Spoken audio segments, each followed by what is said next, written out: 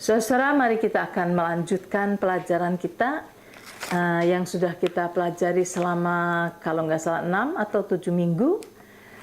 Dan bagi saudara-saudara yang tidak mengikuti pelajaran ini pada minggu-minggu yang sebelumnya, saya harap saudara bisa mengikutinya supaya saudara tahu dari mana pelajaran ini dimulai. Kita sedang sama-sama belajar dari Roma pasal yang pertama ayat yang ke-21. Di dalam Roma pasal pertama ayat ke-21, Rasul Paulus sedang membicarakan mengenai bagaimana kehidupan manusia di dalam dunia ini yang makin lama makin merosot, makin lama makin menjadi jahat. Dan dituliskan penyebab daripada kehidupan manusia sampai makin lama makin jahat adalah karena di dalam Roma 1 ayat 21 dikatakan karena mereka walaupun mereka mengenal Allah atau walaupun mereka tahu Tuhan itu ada, tetapi mereka tidak memuliakan Allah sebagaimana Allah adanya, mereka tidak bersyukur kepada Tuhan, dan akibat dari kedua hal ini, pikiran mereka menjadi sia-sia. Dan akibat dari pikiran yang menjadi sia-sia, akhirnya hati mereka menjadi bodoh dan menjadi gelap. Ini yang sedang kita pelajari. Kita sudah belajar mengenai bagaimana memuliakan Tuhan. Nah, ini kita balik, saudara. Kalau semua ini yang terjadi di dalam Roma 1 ayat 21 itu membawa orang makin lama makin jauh dari Tuhan, maka kalau kita mau makin lama makin dekat dengan Tuhan, kita balik. Maka kita harus belajar memuliakan Tuhan, kita harus belajar bersyukur kepada Tuhan, kita harus belajar untuk mempunyai pikiran atau imagination yang baik, yang positif, dan kemudian maka hati kita akan menjadi bersih, akan menjadi terang, dan hati kita akan menjadi produktif. Sebab itu ini yang sedang kita pelajari. Saya sudah bawakan mengenai bagaimana memuliakan Tuhan, saya sudah bawakan bagaimana bersyukur kepada Tuhan, dan saya berikan dalam 3 pelajaran mengenai imagination atau pikiran kita. Dan sekarang kita masuk ke dalam hati. Tuhan berkata, kalau kita mau memuliakan Tuhan, bersyukur, dan pikiran kita menjadi positif, maka hati kita akan menjadi bersih. Tetapi kalau kita tidak mau melakukan itu semua, maka hati kita akan menjadi kotor. Hati kita akan menjadi gelap. Hati kita akan menjadi bodoh. Nah, sebab itu hari ini kita akan belajar mengenai kondisi hati. Kita akan sama-sama baca dari Efesus pasal yang keempat, ayat yang ke-17 dan 18. Efesus pasal 4 ayat 17 dan 18. Di sini sedang membicarakan mengenai manusia baru. Dengan kata lain, kalau kita sudah menjadi manusia baru, apa yang Tuhan inginkan kita lakukan? Dalam ayat 17 dikatakan, sebab itu kukatakan dan kutegaskan ini kepadamu di dalam Tuhan. Jangan hidup lagi sama seperti orang-orang yang tidak mengenal Allah. Dengan pikirannya yang sia-sia dan pengertiannya yang gelap. Jauh dari hidup persekutuan dengan Allah. Karena kebodohan yang ada di dalam mereka dan karena kedegilan hati mereka. Nah, ini saudara. Tuhan berkata bahwa kita sebagai anak-anak Tuhan, orang-orang yang sudah lahir baru, sudah diperbaharui oleh Tuhan, jangan, kata Tuhan, hidup seperti orang-orang yang tidak mengenal Allah. Karena pikiran mereka sia-sia. Pikiran mereka sia-sia. Sebab itu jangan hidup seperti mereka. Dan mereka, pengertian mereka atau understanding mereka itu gelap. Sebab mereka jauh dari Tuhan, jauh dari persekutuan dengan Tuhan. Nah, mari kita sekarang melihat di sini. Katakan, karena kebodohan yang ada di dalam mereka dan karena kedegilan hati mereka. Dengan kata lain, mereka mempunyai pikiran yang sia-sia, mereka mempunyai understanding atau pengertian yang gelap, itu karena mereka jauh dari Tuhan dan akibatnya hati mereka menjadi degil, hati mereka menjadi keras. Maka ayat ini dengan Roma 1 ayat 21 itu ada kesamaannya. Yaitu kalau pikiran kita ini sia-sia, maka hati kita menjadi gelap dan menjadi bodoh. Hati yang gelap dan hati yang bodoh dan hati yang degil atau hati yang keras sama saja artinya. Nah, sebab itu mari kita melihat di dalam kata di sini ayat yang ke-18. Dan pengertiannya yang gelap, kata pengertian yang gelap itu di dalam bahasa Inggrisnya having their understanding darkened. Their understanding darkened. Nah, perkataan understanding ini dari bahasa aslinya, bahasa Greeknya itu adalah imagination, artinya imagination. Nah, sebab itu saudara, jadi kalau kita melihat di sini, hubungannya sangat dekat antara pikiran kita dan hati kita. Kalau kita tidak menjaga pikiran kita atau imagination kita yang kita pelajari 3 session berturut-turut, kita tidak menjaga pikiran atau imagination kita atau understanding kita atau thought kita tidak jaga, maka hati kita menjadi bodoh, hati kita menjadi gelap, hati kita menjadi keras. Hubungannya dekat sekali. Sebab itu kita akan melihat di sini saudara, understanding yang darken itu atau pengertian atau pikiran atau imagination yang menjadi gelap itu selalu melihat hal yang negatif. Selalu kita melihat yang negatif. Karena apa? Karena kita jauh dari Tuhan. Jadi demikian saudara, kalau kita ini sebagai anak-anak Tuhan, kita ke gereja setiap minggu, right? Kemudian ke gereja kita dengarkan firman. Kita mendapat pengertian yang baru. Pikiran kita diperbaharui. Kita berkata bahwa aduh firman ini bagus. Saya belajar banyak dari firman ini, misalnya begitu. Nah, setelah kita mendengar firman Tuhan selama 45 menit, selama 1 jam, selesai itu kita merasa bersyukur, kita dapat pelajaran. Tetapi kalau kita pulang dari gereja dan kita kembali kepada dunia, dan kemudian walaupun pelajaran itu bagus, tetapi pada waktu kita masuk lagi ke dalam dunia, maka kita akan mendapat banyak pikiran-pikiran dari dunia ini. Banyak hal yang sia-sia yang dunia ini berikan kepada kita. Hal kekhawatiran, hal yang misalnya akan ada banyak layoff, akan ada banyak penyakit menyerang, kita memikirkan ada orang cerai, kita memikir ada orang berzina, kita pikirkan ada orang yang gosipin kita, macam-macam itu semua. Sehingga apa yang tadi kita baru dengar, firman Tuhan yang kita baru dengar itu, kita lupa. Kita mulai sibuk dengan apa yang dunia ini tawarkan kepada kita. Nah, saudara, segala sesuatu yang kita consider, segala sesuatu yang kita pikirkan, yang kita entertain, itu akan membuat kita sensitif kepada hal itu. Tetapi segala sesuatu yang kita ignore, segala sesuatu yang kita lupakan, yang kita tidak pikirkan, kita akan menjadi keras terhadap hal itu. Maka sebab itu, saudara, sama dengan hal firman Tuhan. Kalau kita mendengar firman Tuhan dan kita merasa cukup dengarkan firman Tuhan 1 jam seminggu, tapi kemudian setelah kita dengar, kita lupa. Dan kita disibukkan dengan segala sesuatu yang dunia ini tawarkan kepada kita, maka saudara, kita akan lebih sensitif kepada hal-hal duniawi. Dan kita akan menjadi keras terhadap firman Tuhan. Itulah sebabnya saudara, banyak orang ke gereja, banyak orang dengar firman Tuhan, tetapi segala firman Tuhan, knowledge yang mereka dapat itu tidak produktif di dalam hidup mereka.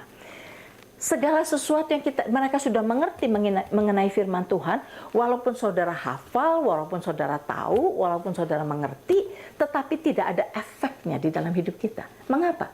Karena setelah kita mengerti, setelah kita dengar, kita tinggalkan dan kita mulai meladeni atau entertaining apa yang dunia ini berikan kepada kita.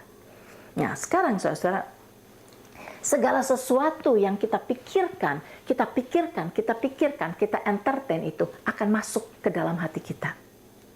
Jadi saudara-saudara, kalau kita hanya menikmati atau hanya entertain dunia ini, yang masuk ke dalam hati kita, ya juga hal dunia. Sedangkan Tuhan berkata, saudara, jagalah hatimu dengan segala kewaspadaan. Ini dari Amsal pasal 4 ayat 23. Jagalah hatimu dengan segala kewaspadaan, karena dari situlah terpancar kehidupan. Dari hati itu terpancar kehidupan. Tergantung apa yang saudara masukkan ke dalam hati saudara. Kalau saudara memasukkan hal-hal yang kotor, hal-hal yang menakutkan, hal-hal yang tidak baik, saudara memasukkan kepahitan, memasukkan kemarahan ke dalam hati kita, maka yang akan keluar, yang akan terpancar dari hati kita, semua itu. Tetapi kalau kita memasukkan hal yang indah, janji-janji Tuhan, hal yang Tuhan katakan di dalam firman-Nya, dan semua yang Tuhan janjikan kepada kita adalah baik. Kalau kita masukkan itu ke dalam hati kita, maka yang akan keluar adalah itu. Yang akan terpancar dari hidup kita adalah itu. Sebab itu saudara, mudah sekali melihat manusia di sekeliling kita. Bagaimana cara mereka berkata, kata-kata yang keluar dari mereka, sikap yang mereka tunjukkan, itu sudah mencerminkan apa yang ada di dalam hati mereka. Seorang yang kata-katanya ketus, yang selalu mengeluarkan kata-kata yang swearing atau kata-kata yang negatif, kita tahu karena itulah perbendaharaan hatinya seperti itu. Itulah keluarnya demikian. Tetapi seseorang yang baik, yang manis, yang membangun orang lain, kata-katanya baik, dan yang sabar, kita tahu karena perbendaharaan hatinya adalah indah dari Tuhan. Jadi mudah sekali kita melihat itu semua. Sebab itu saudara, kita harus menjaga pikiran kita. Apa yang masuk ke dalam pikiran kita. Kita harus jaga. Apa yang kita pikirkan terus-menerus, kita akan menjadi sensitif kepada hal itu. Apa yang kita tidak pikirkan, membuat kita keras terhadap hal itu. Jadi saudara, kalau kita mau melihat hati yang keras, saudara,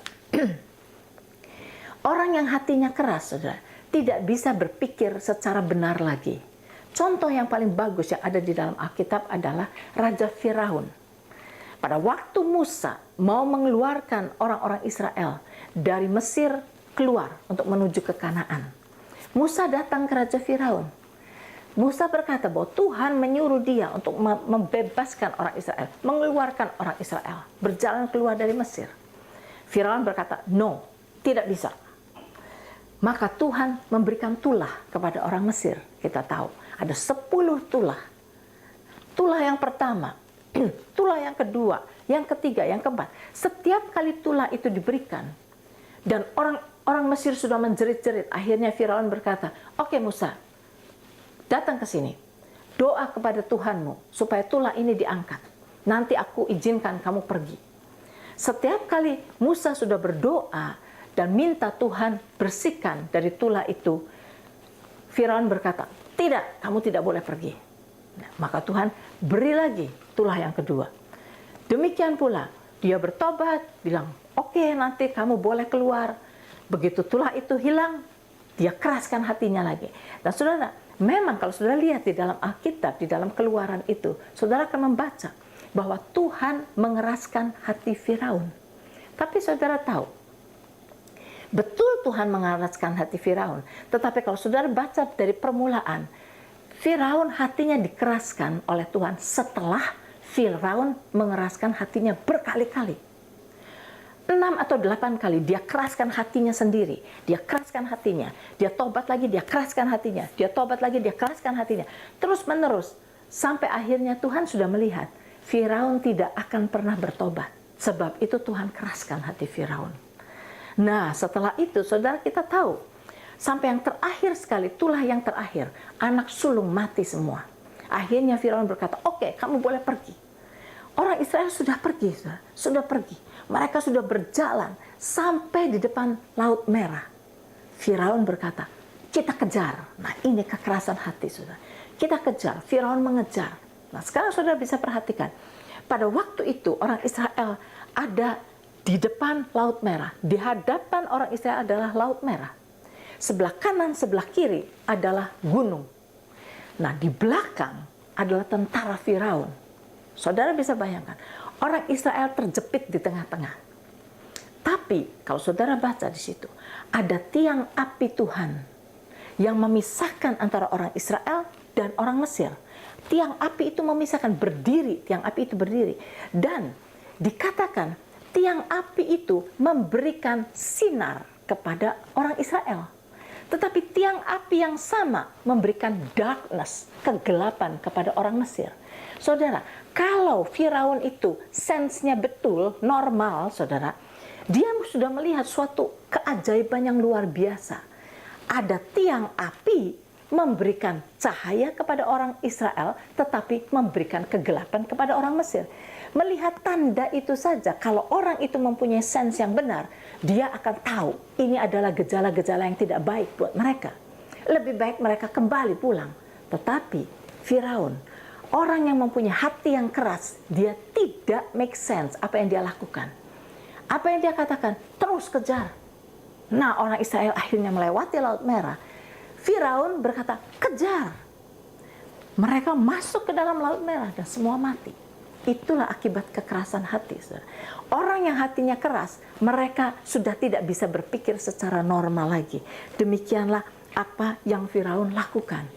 Nah, sebab itu, sekali lagi, kita harus menjaga hati kita. Menjaga hati kita. Dan kalau saudara melihat di dalam Efesus pasal yang keempat tadi, ayat yang ke-17, dikatakan bahwa, sebab itu kukatakan dan kutegaskan ini kepadamu di dalam Tuhan, jangan hidup lagi sama seperti orang-orang yang tidak mengenal Allah dengan pikirannya yang sia-sia. Perkataan pikiran yang sia-sia itu yang kita sudah pelajari selama 3 minggu berturut-turut. Pikiran yang sia-sia itu di dalam bahasa Inggrisnya adalah the futility of their mind, the vanity of their mind. Nah, perkataan ini, perkataan the vanity of their mind, vanity itu adalah kata yang ininya, kata aslinya adalah the transientness of your mind, the transientness of your mind. Perkataan transience, arti dari kata transience adalah gambarannya seperti ini, seperti orang-orang homeless, saudara. Orang-orang homeless itu tidak mempunyai tempat tinggal yang tetap. Sebab itu mereka pindah-pindah. Setiap hari tempatnya berbeda-beda. Mereka transients. Transients itu sebentar ada di sana, sebentar ada di sini, sebentar ada di sini. Transients itu seperti itu gambarannya. Jadi, orang yang pikirannya, yang mempunyai the transientness of your mind itu adalah orang yang pikirannya itu tidak satu. Pikirannya itu berganti-ganti, berubah-berubah. Memikirkan ini, memikirkan ini, memikirkan ini, memikirkan ini. Itulah yang dimaksud di dalam ayat ini. Pikirannya tidak satu. Nah, saudara-saudara, kita harus mengerti, jikalau pikiran kita ini tidak satu, tidak fokus kepada satu hal, maka kita tidak akan accomplish anything. Nah, banyak yang dunia ini tawarkan kepada kita. Iblis memakai segala kejadian di dalam dunia ini untuk membuat pikiran kita kemana-mana.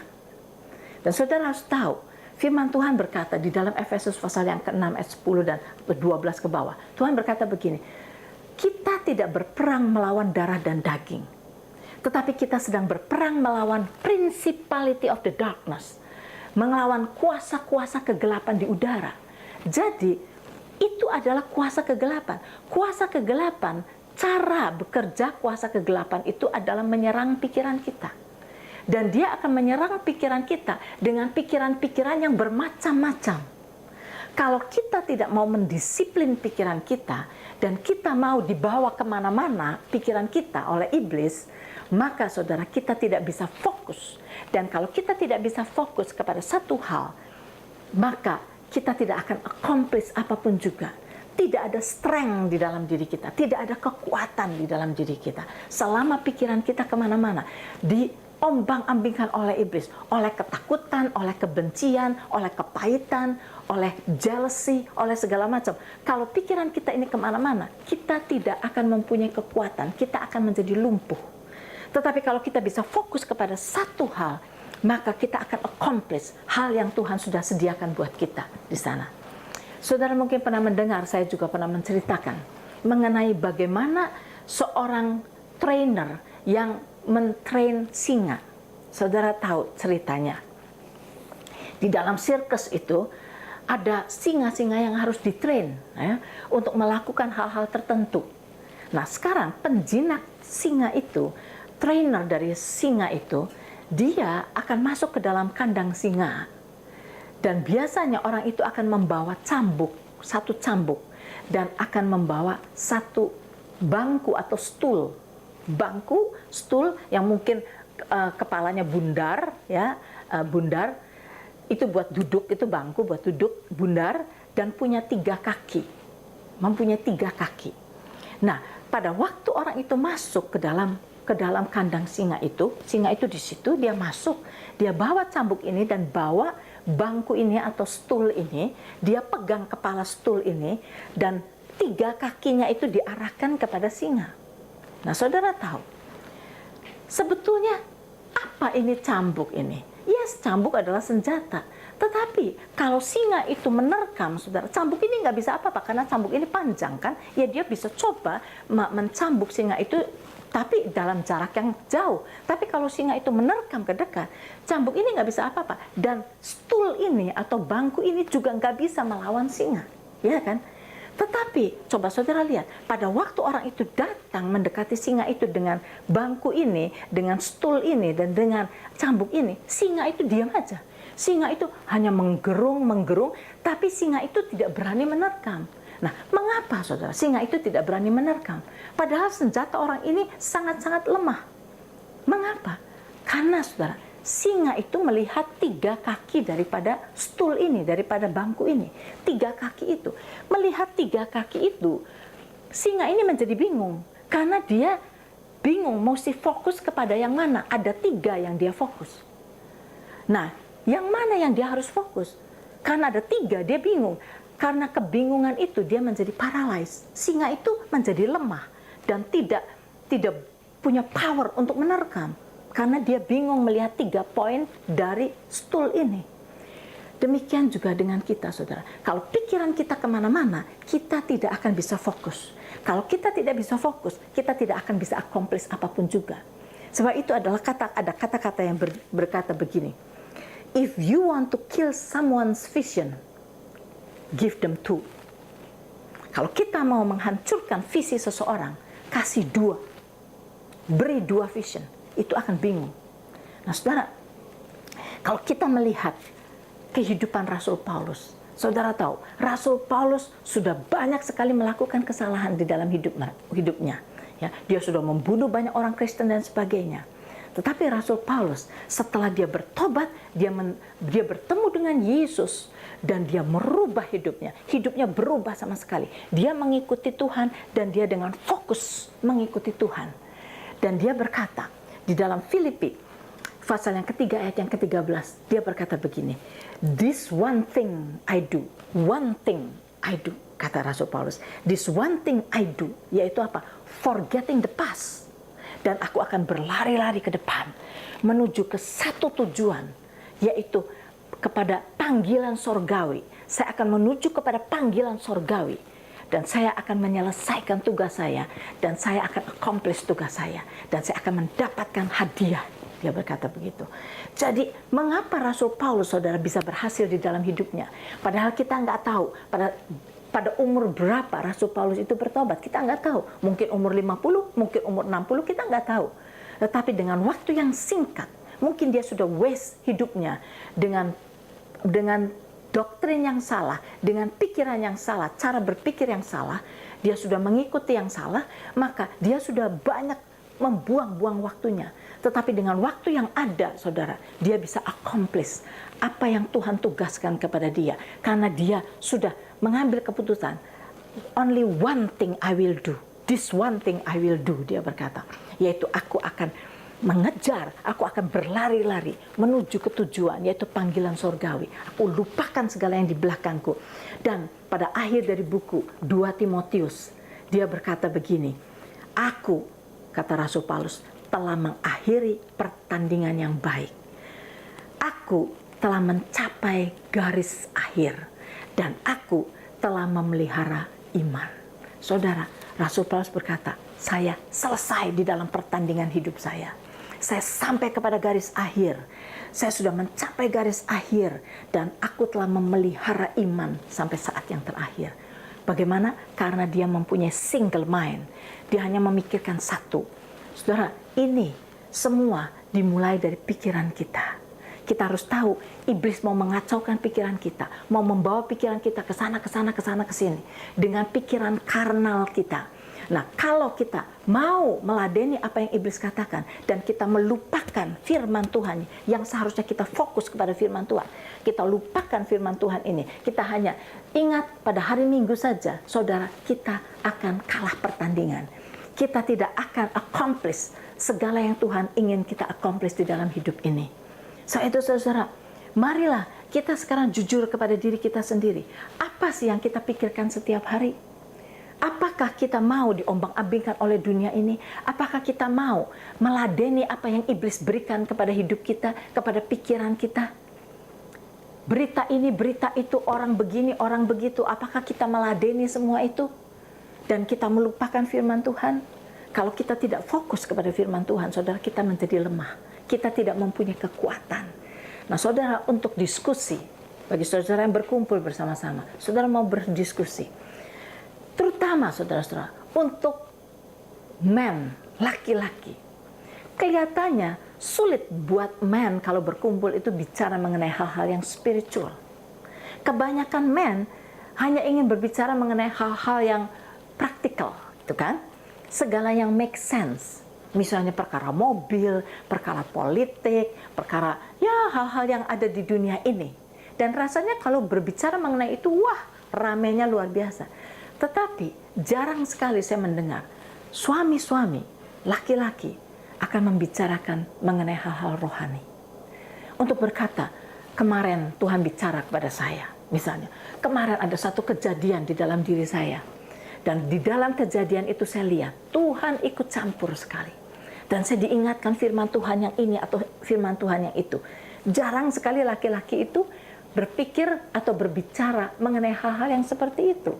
Nah, saudara-saudara yang berkumpul di sini, kalau saudara mau jujur, mungkin bukan hanya yang laki-laki, demikian juga yang ibu-ibu, yang wanita, bukan hanya bapak-bapak. Coba pikirkan, mengapa kita ini lebih mudah berbicara mengenai hal-hal dunia yang sebetulnya nggak terlalu banyak artinya. Misalnya pakaian lagi sale atau ini atau itu, yes, itu nggak ada salahnya. Saudara bicara mengenai politik nggak ada salahnya, saudara bicara mengenai mobil nggak ada salahnya. Tetapi mengapa kita jarang berbicara mengenai hal-hal spiritual? Nah, coba saudara jujur berbicara satu dengan yang iya ya, kenapa ya?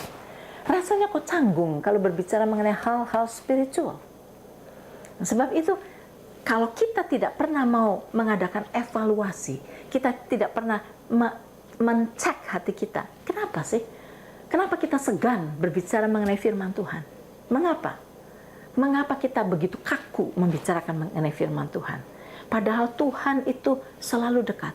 Tuhan selalu mau ikut campur di dalam kehidupan kita. Apakah kita tidak mau memberikan tempat bagi Tuhan di dalam conversation kita, saudara? Nah, itulah, biarlah saudara saling berbincang satu dengan yang lain.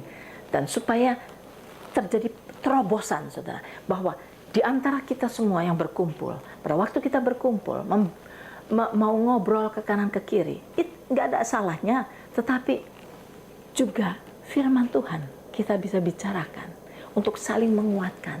Mungkin ada di antara kita yang sedang lemah dan mereka tidak tahu jalan keluar dari apa yang mereka hadapi.